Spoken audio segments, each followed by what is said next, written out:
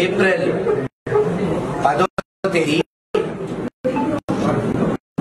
మేమంతా సిద్ధం బహిరంగ సభ పల్నాడు నడిబొడ్డులో గురజాల నియోజకవర్గంలో పిడుగురాళ్ల సమీపాన అయ్యప్ప స్వామి గుడి ఎదురు భారీ బహిరంగ సభ జరుగుతుంది. దానికి ముఖ్య అతిథిగా రాష్ట్ర వైఎస్ఆర్సీపీ పార్టీ అధ్యక్షుడు జగన్మోహన్ రెడ్డి గారు ఇచ్చేస్తారు. ఆ సభని ప్రజలను ఉద్దేశించారు.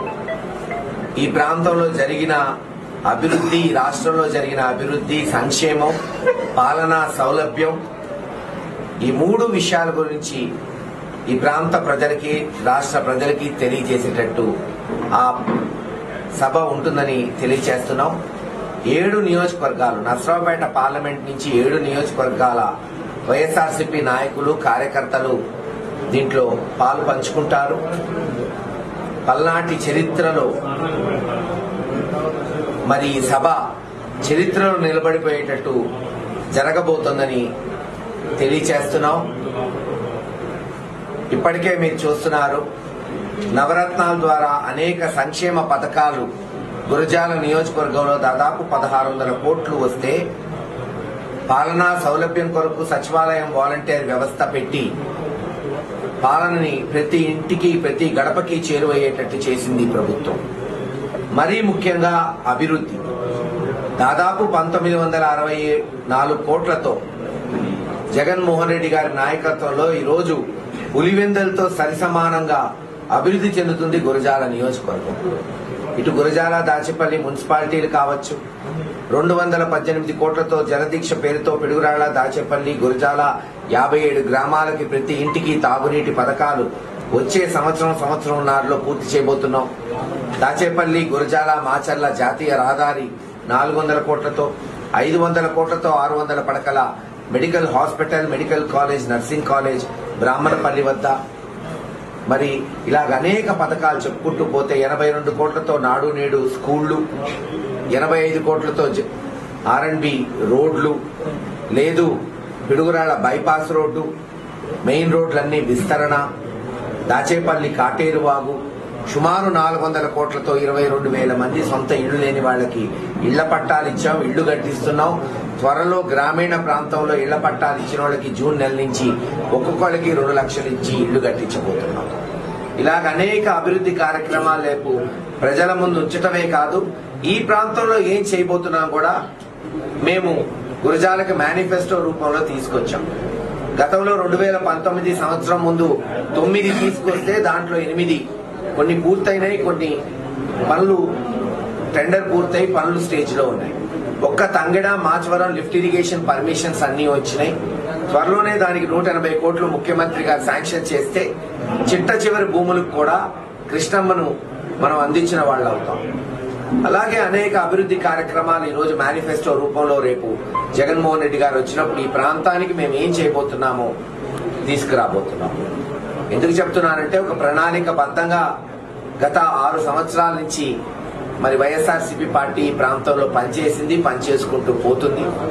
ఈ రోజున మేము ఆనందించే విషయం ఏంటంటే, రాజకీయ నాయకులు కేవలం గెలిపే ముఖ్యం కాదు. ప్రత్యర్థుల మీద గెలిచినప్పుడు ఎంత ఆనందం ఉంటుందో, ప్రత్యర్థుల్ని మీరు చేస్తున్న తప్పు, మీ మార్గం తప్పు, ఇదిగో మా మార్గం చూడండి అని మా మార్గంలో తెచ్చుకున్నప్పుడు రెండింతల ఆనందం ఉంటుంది. గణపతినేని శ్రీనివాసరావు దాదాపు ఇది 7వసారి పోటీ చేస్తున్నాను అంటున్నాడు. 6 సార్లు పోటీ చేసినప్పుడు జీవితంలో ఏ రోజు మేనిఫెస్టో ఇవ్వడా.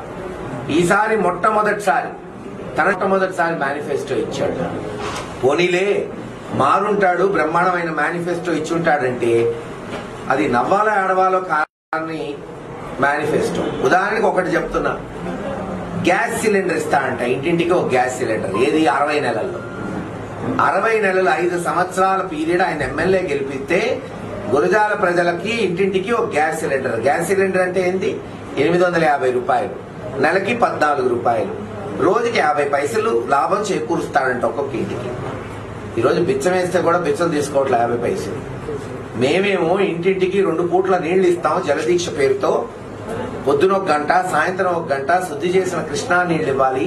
బుగ్గబాగు నుంచి వాటర్ గ్రిడ్ ద్వారా నీళ్లు తీసుకొచ్చి ఇందాక నేను చెప్పిన జలదీక్ష పనులు పూర్తయితే మరొక 100 సంవత్సరాలు జనాభా ఇంకొక 1,00,000 పెరిగినా సరే మనం హాయిగా 2 పూట్ల నీళ్లు ఇస్తామంటే ఆయన గ్యాస్ సిలిండర్ ఇస్తాడు.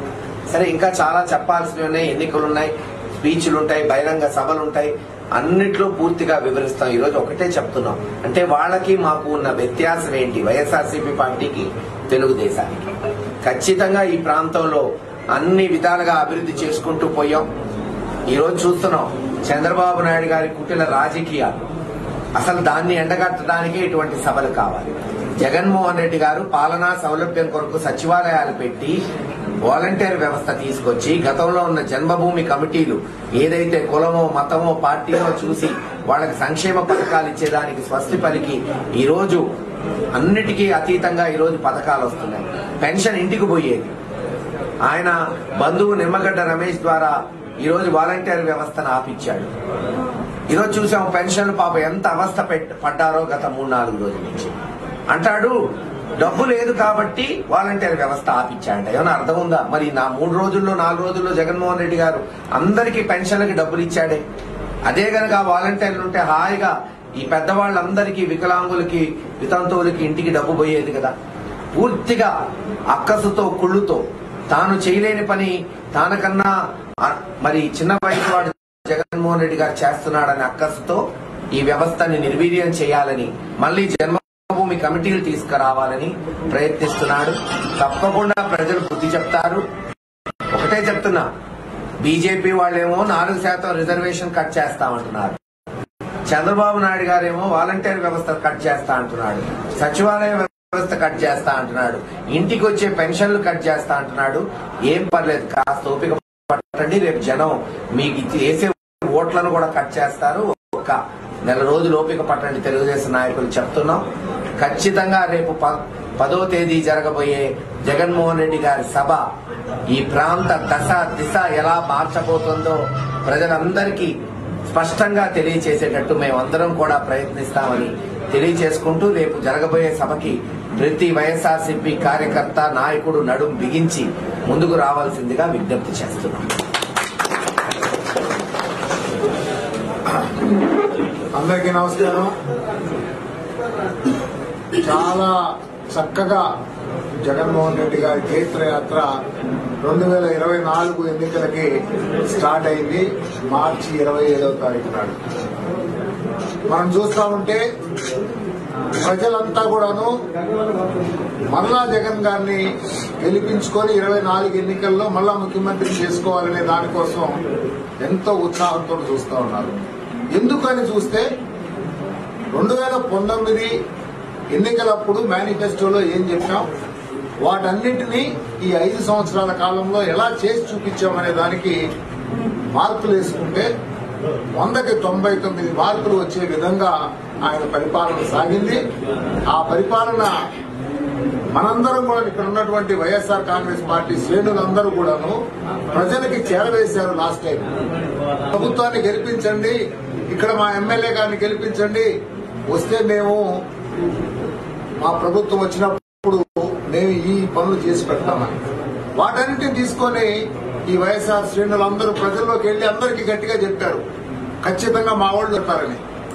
ఆ విధంగా చెప్పిన ప్రతి మాట చేసి పెట్టి వైఎస్ఆర్ కాంగ్రెస్ పార్టీకి ఉన్నటువంటి ప్రతి క్యాడర్ కి కూడాను వాళ్ళ పరపతి పెరిగే విధంగా, వాళ్ళ గౌరవం పెరిగే ఈ పార్టీ గాని ఈ ప్రభుత్వం గాని చేసి పెట్టారు.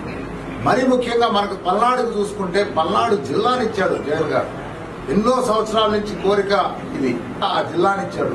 అలాగే కరోనా కష్టకాలంలో ప్రతి విషయంలో కూడాను మనకి జిల్లాకి ఫుల్గా అండగా నిలబడ్డాడు. సంక్షేమ కార్యక్రమాలకు సంబంధించి ఏ విషయంలో కూడాను రాజీ పడకుండా, ఎన్ని కష్టాలు వచ్చినా కానీ ఆదాయాలు తగ్గిపోయింది, ఖర్చులు పెరిగినా కూడా ఎక్కడా చెప్పిన మాటని దిగదారు లేకుండా చెప్పిన ప్రతి పని చేసి పెట్టాడు. సో కాబట్టి ఏ విధంగా చూసుకున్నా కానీ చెప్పిన మాటను చేసి పెట్టడం, అలాగే మనకి ప్రజలకు ఇక్కడ కావాల్సిన ప్రతి విషయంలో అభివృద్ధి గాని సంక్షేమం గాని చేసి ఇవ్వటం.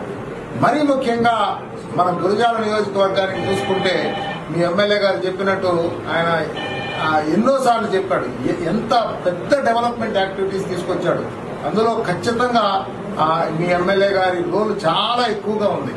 సో దాన్ని సీఎం గారు ఆయన ఇద్దరు మాట్లాడుకొని దీని ఒక మోడల్ గా నియోజకవర్గంగా తయారు చేసుకున్నారు. అలాగే ఈ 7 నియోజకవర్గాలు మన పల్నాడులో కూడాను మంచిగా అన్ని విధాలా చేసుకుని మంచి డెవలప్మెంట్ యాక్టివిటీస్ తీసుకొచ్చారు. సో వీటన్నిటికీ కృతజ్ఞతగా మన పల్నాడు మనం అందరం కూడాను జగన్ గారిని ఇన్వైట్ చేయడం కోసం ఆయన్ని ఇక్కడికి వచ్చే ఆయన జైత్రయాత్ర కార్యక్రమంలో మన దగ్గరికి పిలుచుకొని మన జిల్లాకు పిలుచుకొని మేమంతా కూడా నీ వెంట ఉన్నాం జగన్, నువ్వు ముందుకెళ్ళిపో, ఖచ్చితంగా చెప్పిన మాటని మళ్ళా అదే విధంగా ముందుకు తీసుకురా, మేమంతా కూడా నీకు 1 సైడెడ్ ఓటింగ్ తోటి ఖచ్చితంగా మంచి మెజారిటీతో గెలిపిస్తామనే విధంగా ప్రజలందరూ కూడాను చూస్తా ఉన్నారు. సో దానికి రేపు 10వ తారీఖు ఏప్రిల్ 10వ తారీఖు మనకి వినుకొండలో నుంచి ఆయన ఎంటర్ అవుతారు మనకి. సో ఆ రూట్ లో అంతా కూడా స్వాగత ద్వారాలు ఏర్పాటు చేసుకోవటం కానివ్వండి, ర్యాలీస్ ఏర్పాటు చేసుకోవటం కానివ్వండి, 1-to-1 ఇంటరాక్షన్స్ ఏర్పాటు చేసుకోవటం కానివ్వండి, అవన్నీ చేసుకుంటూ ఈవినింగ్ 3:30, 4 o'clock కల్లా మనకి ఇక్కడ పిడుగురాళ్లలో మనం బహిరంగ సభ ఏర్పాటు చేసుకోబోతున్నాం. దానికి 7 నియోజకవర్గాల నుంచి, ఇది కేవలం మన పల్నాడు జిల్లాకి సంబంధించింది. ప్రతి ఒక్కళ్ళు కూడా